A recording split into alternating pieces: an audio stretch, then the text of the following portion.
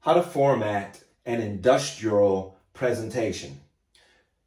Before we get started, let me just say that I'm not an engineer. I'm just trying to make this example as pertinent as I possibly can. And so if you see something that is not right, comment in the comment section below, and I'll do everything I possibly can to address your concerns. But again, I'm not an engineer. This is just an example of an industrial presentation.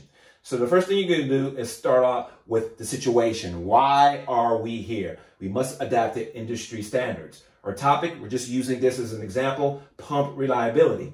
Our thesis will be main point 1, problems whenever the pumps are not reliable. Main point 2, causes of pumps being unreliable. And point number 3, solutions.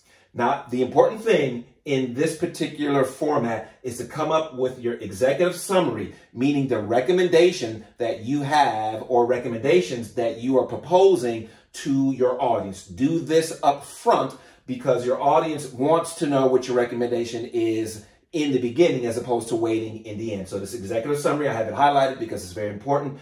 Put this up front with your recommendations so your audience can know what your recommendations are from the start.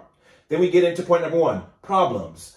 Point number 1, we have, or rather, subpoint A, process issues, subpoint B, bearing issues, subpoint C, mechanical seal leakage. Main point 2, causes whenever, or causes of pump unreliability. Subpoint A, improper pumps. Subpoint B, improper lubrication. Subpoint C, dry running.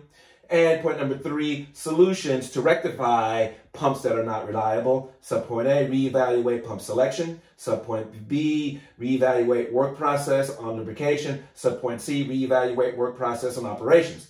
Then, before you get to the conclusion, in this point 3, once again, restate your executive summary or restate your recommendations. This is very important. Again, it just helps to reiterate what your executive summary was in the very beginning. Then you get to your conclusion, and there's a standard conclusion. In conclusion, you sum up. I told you about point number 1, problems associated with pumps when they're unreliable. 2, causes of pumps in terms of them being unreliable. And point number 3, solutions. And then sort of update your recommendation again. So ultimately, our recommendation is update pumps and sizing. Thank you very much for listening.